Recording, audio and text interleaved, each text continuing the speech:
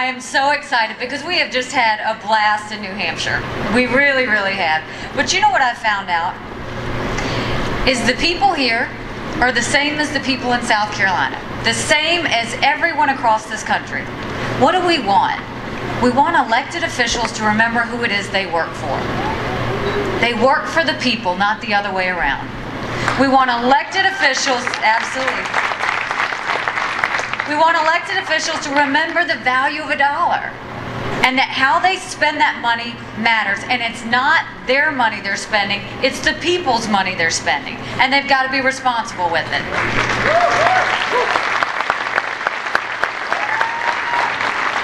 So why does the conservative governor from South Carolina care so much to come to New Hampshire and talk to you? Let me tell you why. Because in my first year in office, I knew we were going to have to deal with unemployment. I knew we were going to have to deal with the budget and balancing it. I knew we were going to have to make priorities and cut on things that were tough.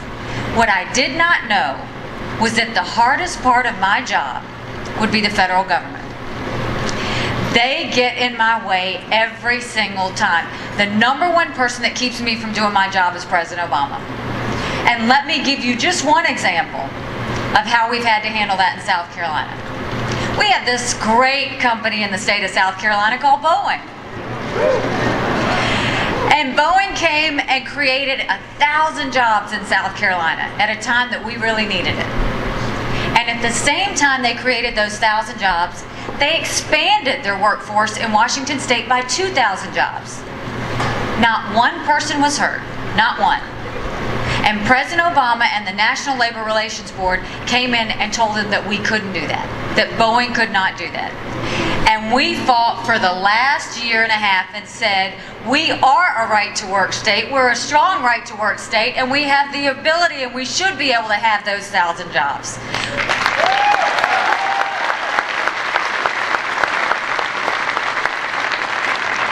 We fought it. We talked a lot of smack, and guess what? In the end, we won. They brought down their lawsuit.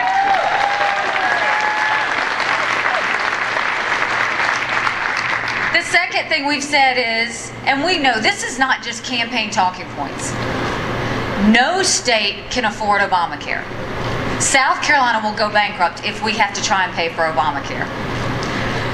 What we have continued to see from the federal government are continuous mandates. When I talked to Governor Romney about it, he said, let me tell you what I'm going to do. He said, I'm going to give a waiver to South Carolina and any other state that wants it, and day one we're going to push to repeal Obamacare from this country.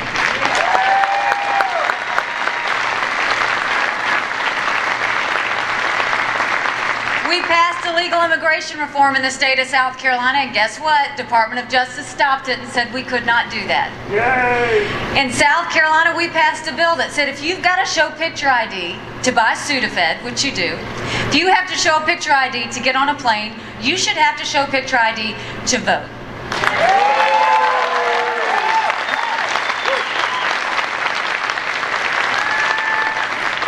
Guess what? Department of Justice said, no, you can't do that. They're fighting us on that as well. If you judge me based on my lawsuits, this past year I've been sued by the unions, been sued by the Department of Justice. We're dealing with the ACLU, and last week Jesse Jackson was talking smack. And you know who's helping them? Every single one of them is being helped by President Obama. So this is why I know that this is the right partner to have in the White House if I'm going to be governor of South Carolina.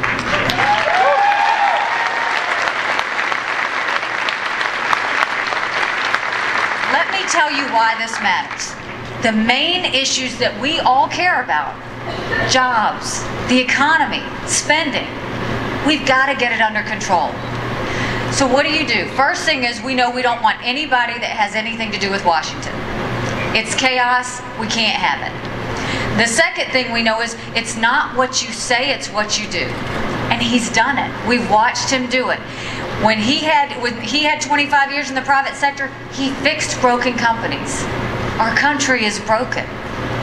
When he went and took a failed Olympics, he made it a source of pride. We need that pride again with this failing economy. When he went into Massachusetts, he cut taxes 19 times, balanced his budget with an 85% legislature. We could use that in Washington right now.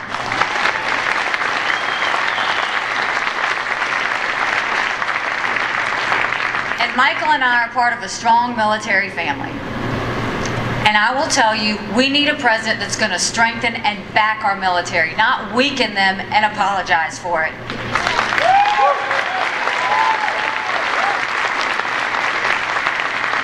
So get excited, New Hampshire, because this is what I need. We don't just need a win in New Hampshire. We need a landslide in New Hampshire.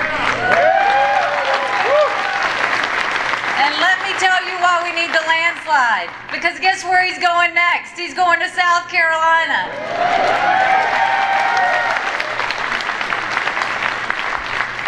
Mitt Romney's going to win South Carolina, by the way. But let's make it a little bit easier for him and get out, go tell 10 people to get out and vote. This is history in the making. All eyes are on New Hampshire. They're all watching you. And they're watching you to see how strong of a support you're going to send them to South Carolina with. You take care of him here in New Hampshire. I'll take care of him in South Carolina and let him take care of us when he gets to the White House. God bless you. Thank